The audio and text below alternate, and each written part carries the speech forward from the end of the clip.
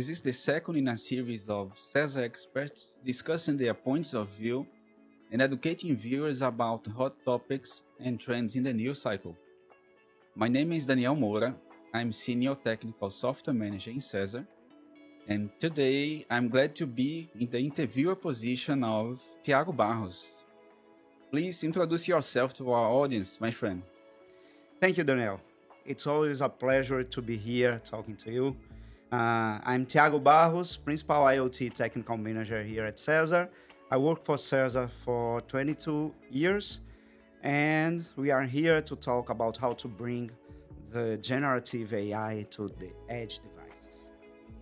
I want to start this interview by asking, why do you predict that one of the next big shifts we'll see in 2024, moving into 2025, will be generative AI, or as we call GenA.I, going smaller and hyperlocal?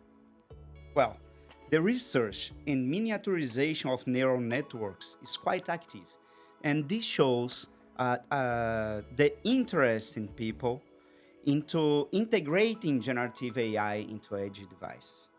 Currently, the cost to run the generative AI models are quite high because they require significant amount of processing power and memory. So moving this processing to the edge enables the distribution of this cost.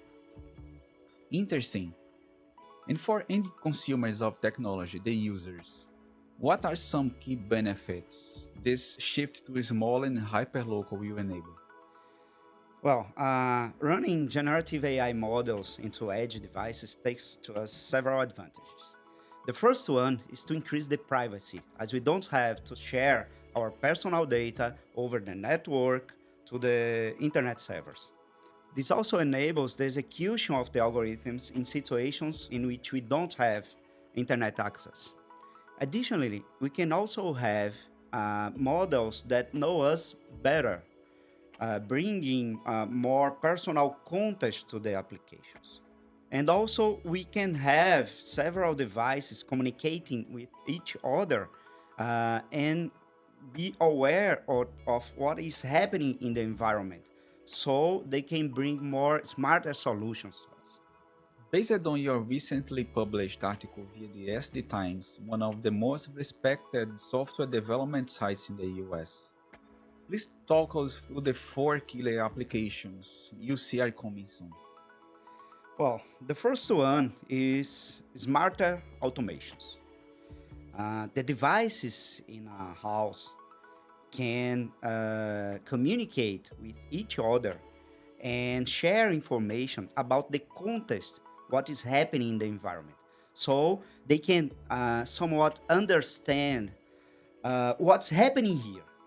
So we can see, oh, the people are in the sofa watching TV, or the people are having dining, or the people are cooking. So they adjust automatically the environment according to the activities that are being performed in the house.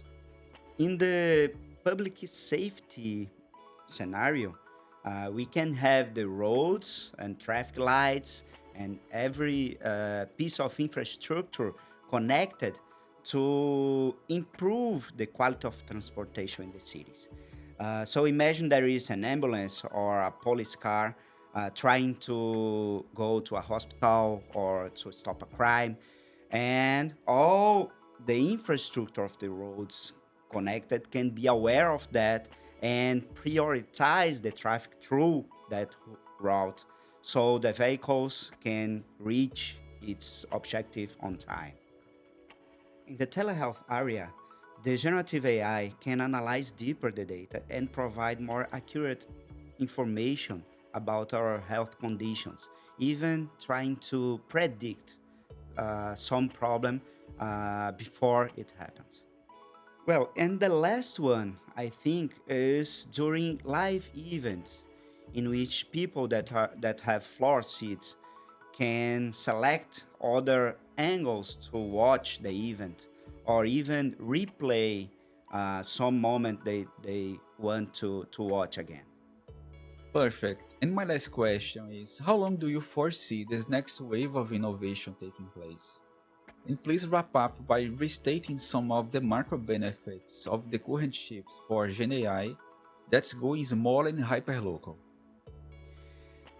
It's always difficult to predict the future, but I guess a time frame of 5 to 10 years for this to be happen massively. Generative AI in the edge will enable fantastic use cases, deeply transforming our lives and bring safety, comfort, and efficiency. If you want to know more about this topic and get a closer look at how the next step for GenAI is to go small and hyperlocal, we invite you to read Tiago's article on SD Times. We'll leave the link for the article in the description of this video. Thanks for watching and see you next time.